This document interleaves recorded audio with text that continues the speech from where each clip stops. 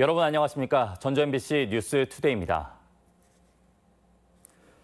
지난 10일 법원에서 구속을 앞둔 피고인이 법정에서 달아났다 5시간 만에야 붙잡혔는데요. 피고인 관리에 허점이 뚫린 것 아니냐는 지적이 나오고 있습니다. 한범수 기자입니다.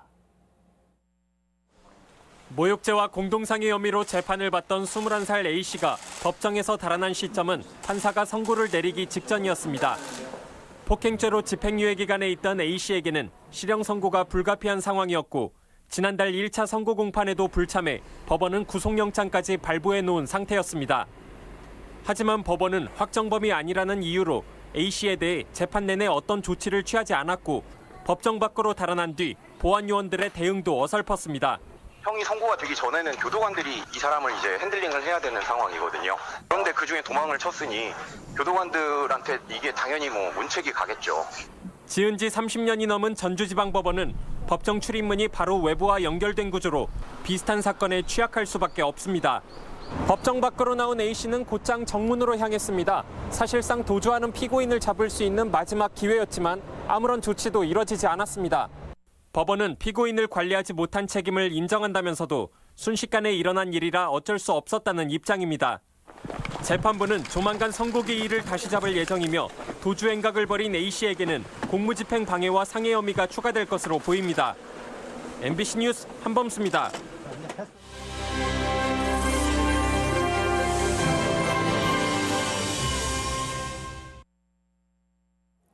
지난달 민주당 내 경선을 놓고 불복과 재심 요구가 꼬리를 물며 수많은 논란을 빚었습니다.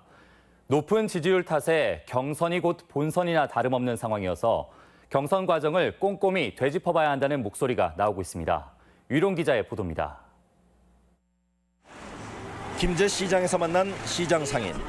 후보 얼굴, 목소리 한 번 못 듣는 전화 투표 방식의 경선에 불만을 토로합니다. 전화상으로 오고 그거 안 좋더라고. 그래서 우리 관심이 없어. 그냥 깨끗하게 말 들어보고 강당선거 그것이 해야 해 그거. 민주당 당원 역시 마찬가지. 투표장에서 연설도 듣고 정책도 들어야 선거 아니냐며 볼멘소리입니다. ARS 투표는 좀 불확실한 것 같으니까 옛날 방식으로 선거 사무실에 이 투표하는 방식이 지난 한 달 동안 본선 못지않은 관심 속에 치러진 당내 경선. 하지만 당원이나 시민 모두 만족스럽지 못합니다.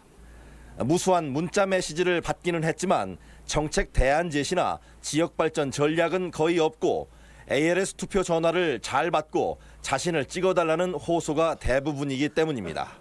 공약들이 신출나고 특별한 게 없는데 누굴 따라가겠어? 다 인맥을 따라가는 거기 때문에 아마 이번 경선은 다 그렇게 되지 않았을까 싶네요. 촛불혁명 이후 공론의 장에서 정책 비교, 토론을 갈망했던 시민단체들은 이번 경선이 더더욱 실망스러울 수밖에 없습니다. 민주당 경선 시행 세칙에는 도지사 후보 토론회를 제외하면 토론회를 꼭 해야 한다는 규정이 없어 익산을 제외한 단 한 곳도 토론회가 열리지 못했습니다. 정책을 공유하고 비전을 나누고 그래서 상대 후보와 서로 견주하는 선진적인 선거 문화는 전혀 없는 거죠. 그런 것을 저는 민주당의 책임이 아주 크다고 봅니다. 전주에서는 토론회를 요구하던 후보가 경선을 거부하게 이르렀고 부안의 일부 후보들은 당원 명부를 빼돌려 경선에 이용한다는 의혹까지 제기했습니다. 학계에서는 ALS 투표 방식의 제한적인 경선이 당원과 후보가 접촉하는 기회를 오히려 차단하는 문제가 있다고 지적합니다. 아래로부터의 공정이라는 것은 시민이 직접 후보자를 검증하고 같이 토론하고 같이 고민하고 같이 참여하는 거거든요. 근데 여론조사는 참여할 수 있는 길이 아닙니다. 수동적으로 자기 의사를 표명하는 것에 확인하는 것에 불과하기 때문에. 조직 동원, 매표 논란에 체육관 선거 대신 도입된 모바일 선거.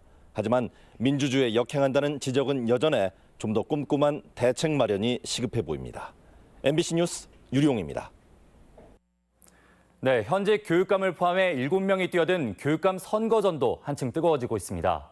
공약 점검 첫 순서로 매번 취약하다는 지적을 받고 있는 도내 학생들의 학력 향상 방안에 대한 후보들의 입장을 정리해봤습니다. 강동혁 기자입니다.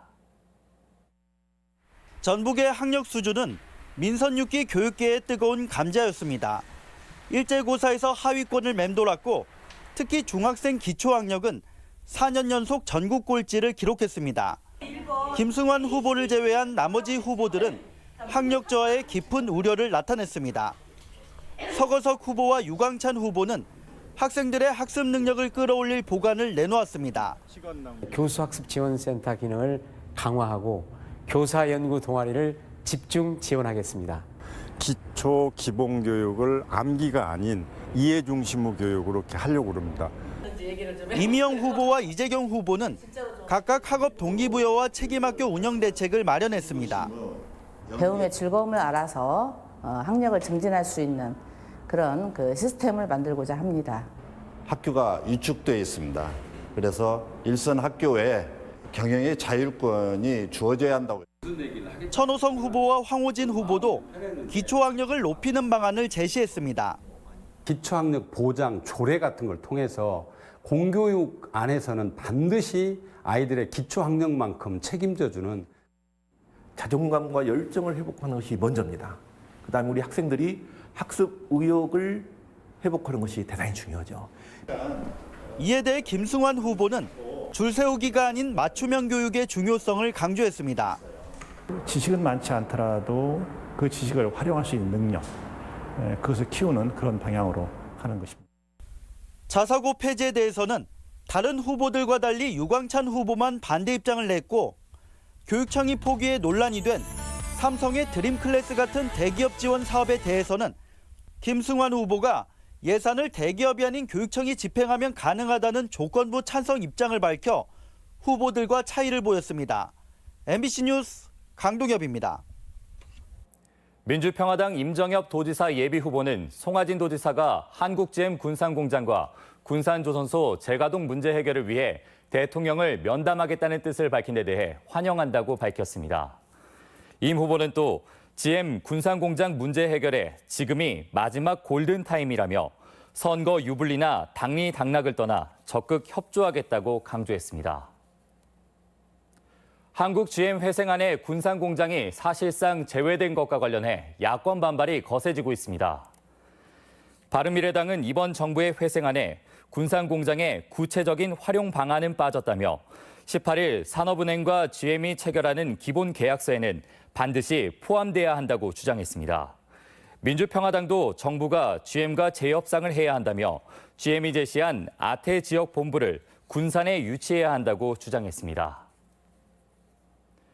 네, 외출하기 좋은 계절이 되면서 자전거를 타는 사람들이 부쩍 늘고 있습니다. 이런 가운데 공영 자전거 대여소도 큰 인기를 끌고 있다고 합니다. 이경희 기자입니다. 전주 덕진공원 인근의 자전거 대여소. 한 커플이 휴대전화 인증으로 간편하게 자전거를 빌립니다. 시간에 구애 없이 하루 종일 빌리는데 드는 비용은 1,000원. 날씨가 좋아지면서 이용객이 부쩍 늘었습니다. 여자친구랑 날씨 좋은 날에 한번 데이트하고 싶어가지고 자전거 타러 나왔습니다. 자전거 타니까 정말 상쾌하고 너무 좋았던 것 같아요. 한옥마을 치명자산 주차장과 전주 향교앞 천변, 덕진공원 등 전주 시내 6곳으로 늘어난 공공 자전거 대여소. 이용요금을 낮추고 대여소 아무 곳이나 반납을 할 수 있도록 해 이용률이 지난해에 비해 2배가량 늘어났습니다. 관광객들이 또 많이 빌리는데 덕진공원 관람하고 한옥마을에 또 관람을 하기 위해서 자전거 대여소의 인기가 높아지고 있지만 시는 도심 전체로 확대하는 데는 신중한 입장입니다. 설치 유지비가 많이 드는 데 반해 교통 분담률이 크지 않기 때문입니다. 시는 일단 레저 활동이 가능한 곳만 운영해가며 자전거 도로와 같은 인프라 구축에 더 힘쓰기로 했습니다. 비용 문제를 따져보니까 시설비가 약 130억 정도 소요가 되고요. 그거를 운영하는 데 1년에 타 지자체의 단가를 비교해보니까 약 50억 정도 예산이 소요된다는 것이죠. 전주시는 올해부터는 시민 자전거 보험에도 가입하며 자전거 타기 활성화에 노력하고 있습니다. MBC 뉴스 이경입니다. 귀농귀촌에 대한 관심이 높아지고 있는 가운데 전라북도 귀농귀촌 박람회가 어제 서울에서 개막했습니다. 전북 귀농귀촌 박람회는 오는 13일까지 사흘간 서울 양재동 AT센터에서 열리며 도내 시군과 농촌 체험마을 등 80여 개 단체가 참여해 도시민들의 농촌 정착을 도울 수 있는 다양한 정보를 제공합니다. 전북 귀농귀촌 박람회는 이번이 4번째로 지난해 15,300여 명이 방문하는 등 매년 성황을 이루고 있습니다. 전주 한옥마을의 역사를 전문 학예사의 해설로 들을 수 있게 됩니다. 전주시는 연말까지 주말 오전 11시와 오후 2시 두 차례씩 한옥마을 역사관 전시실에서 해설 프로그램을 제공합니다. 상설 전시실에선 한옥마을 형성과 변천 과정을, 기획 전시실에서는 경기전과 전동성당 등 한옥마을의 숨겨진 이야기를 들을 수 있습니다. 다음은 우리 지역 행사와 문화 소식입니다. 제11회 전주국제사진제가 오늘부터 20일까지 전북예술회관 등 전주시 일원에서 열립니다. 부안군은 오늘부터 10월까지 매주 토요일 함께 놀아야 문화다 상설 공연을 진행합니다. 발레로 들려주는 동화 강아지똥 공연이 오늘 완주 향토예술문화회관에서 열립니다. 남원 국립민속국악원의 토요국악 초대석이 오늘 연주자 조옥선과 춤꾼 복미경이 함께 꾸미는 무대로 선보입니다.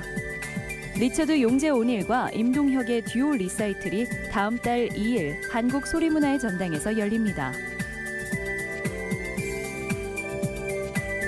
배우 조재윤과 홍수현 씨가 사회를 보는 제19회 전주국제영화제 폐막식이 오늘 전주돔에서 열립니다.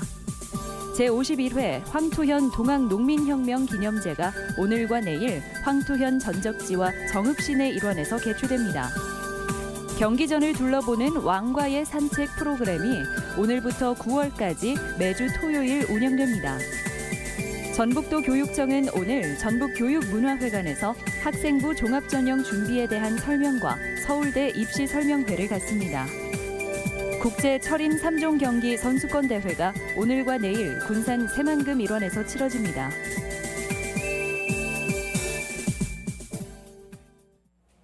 (5월 10일) 토요일 전북권 날씨입니다.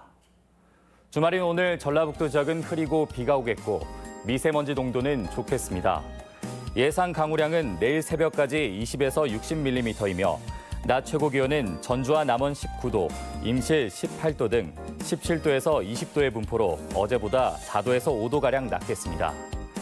바다의 물결은 서해 남부 앞바다는 0.5에서 2m, 먼 바다는 최고 2.5m까지 일겠으며 바람이 강해 시설물 관리와 선박 운항에 주의가 요구됩니다. 이상으로 전주 MBC 뉴스 투데이를 마칩니다. 시청해주신 여러분 고맙습니다.